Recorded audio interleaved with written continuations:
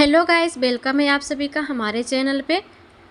शादीशुदा औरतें भूलकर भी ना पहने यह 7 गहने वरना पति हो जाएंगे कंकाल। दोस्तों, महिलाओं के लिए श्रृंगार करना बहुत ज़रूरी होता है, जिसके लिए स्त्रियां कई चीज़ों का प्रयोग करती हैं, जिससे गहने सबसे महत्वपूर्ण भूमिका निभाते हैं। लेकिन दोस्तों, कुछ गहने ऐसे भी होते हैं जिन्हें महिलाओं को विवाहित के बाद भूलकर भी नहीं पहनना चाहिए, वरना उसके पति को अनेक दुख और कष्ट उठाने पड़ते हैं। इसी के साथ कुछ ऐसी गलतियां जो महिलाएं आमतौर पर करती हैं, जो कि उनके घर की बर्बादी का कारण बनता है। इसलिए वीडियो को अंत तक जरूर देखना।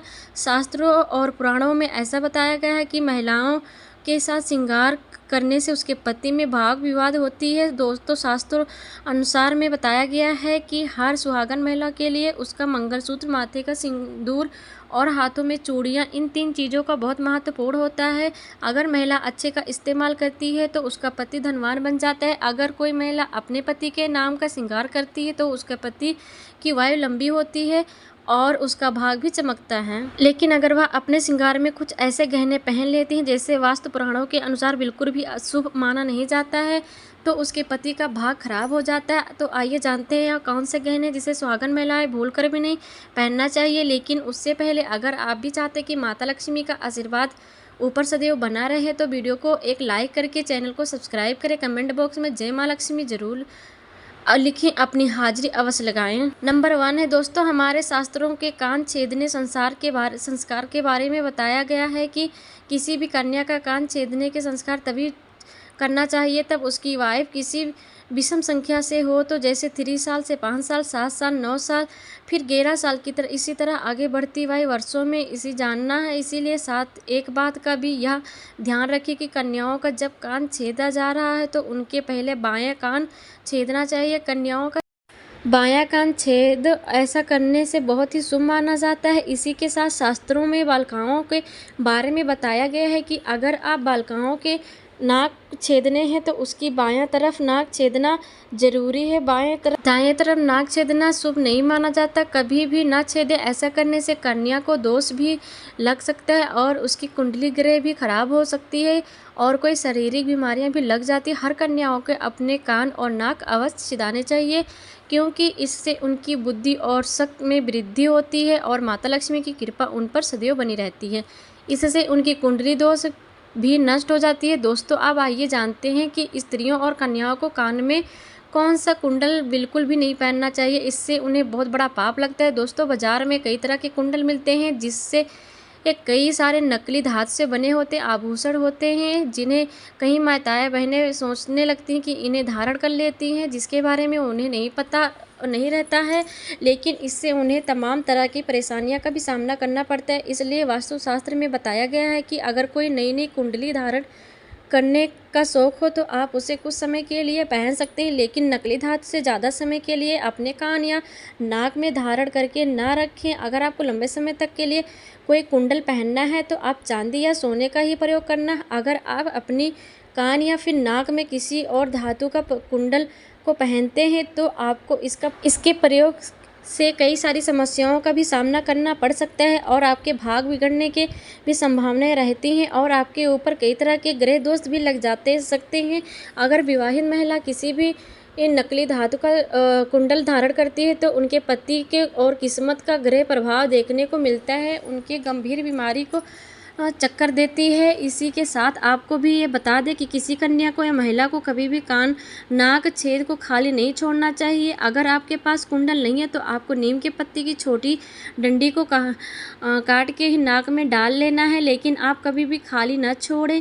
आपने बड़े बुजुर्गों को या नानी दादी को कहते हुए की कहानी पर नाक को छेद को कभी भी खाली नहीं छोड़ना चाहिए, वरना ये अनर्थ के समान होता है। नंबर 2 है दोस्तों, हमारे शास्त्र में बताया गया है कि किसी व्यक्ति के सबसे भारी दोष तब लगता है कि जब वह किसी दूसरे व्यक्ति की चीज़ को इस्तेमाल करके, खासकर अगर कोई सुहागन महिला अपने सुहाग के सामान या फिर शौक श्रृंगार की दूसरी महिला को मांग कर इस्तेमाल करती है। जैसे कि किसी महिला में मांगी हुई कान की बाली अपने कानों में डालती है तो यह एक घोर पाप है और इसके अलावा व्यवहारिक जीवन खराब हो सकता है। कई दोष आपके ऊपर लगा सकते हैं। ऐसे में आपको मंगलसूत्र भी किसी का इस्तेमाल नहीं करना चाहिए।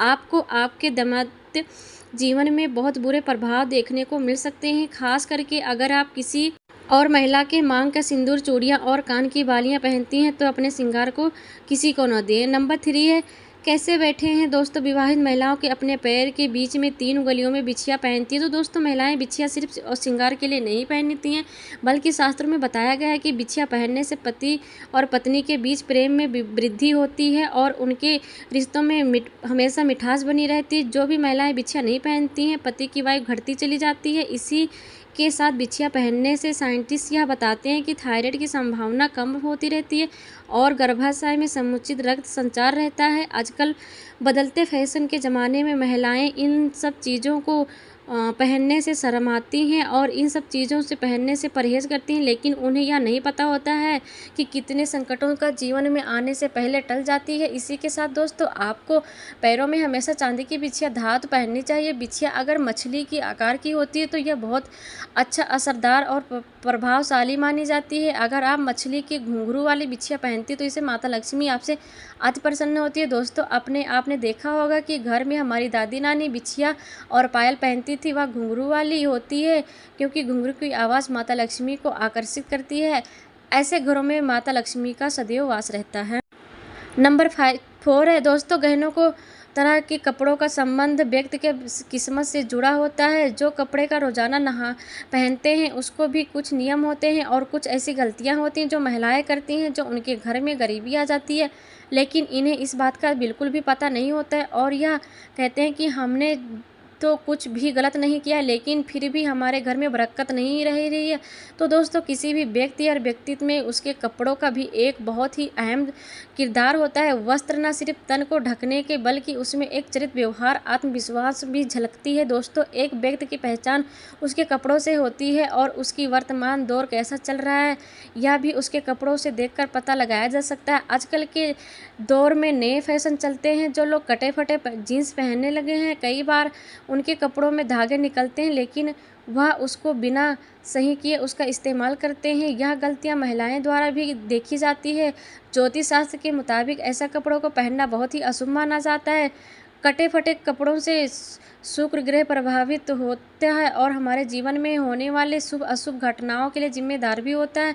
ज्योतिष शास्त्र के अनुसार कटे फटे को पहनने से शरीर क्षमता और ऊर्जा नष्ट हो जाती है और हमारे शरीर अनेक प्रकार की बीमारियों से रक्त सब खत्म हो जाता है। शुक्र ग्रह के प्रभाव के लिए बचने के लिए कि कटे फटे कपड़ों को पहनने से और महिलाएं के घर को इस तरह कपड़े को तुरंत ठीक कर लेना चाहिए जिस धागे निकलते हुए या फिर कहीं ख़राब हो गए हों। तो साथ ही अगर आपके कपड़े बहुत ज़्यादा पुराने हो गए हों तो उसे पहनना बंद कर दीजिए और उसे अपने घरों से बाहर कर दें। पुराने फटे कपड़ों में आपको आत्मविश्वास घटना है और दरिद्रता आपका पीछा कभी नहीं छोड़ती है। इसके अलावा दोस्तों आप आवश्यक ध्यान रखना, कभी नहीं आपको शनिवार के दिन नए कपड़े खरीद कर नहीं लाना है। रात्रि के समय कपड़े को कभी घर से बाहर न छोड़े, वरना इसमें नकारात्मक ऊर्जा वास करता है जो आपका पहनने वाला आपके जीवन में ऊपर बहुत बुरा प्रभाव डालेगा। तो दोस्तों आज की मेरी वीडियो कैसी लगी? अगर मेरी वीडियो पसंद आई हो तो वीडियो को लाइक शेयर करें और एक प्यारा सा कमेंट करें। कमेंट में जय माँ लक्ष्मी जरूर लिखें। मिलती हूँ मैं अगली वीडियो में, जब तक के लिए bye bye. Thanks for watching. Take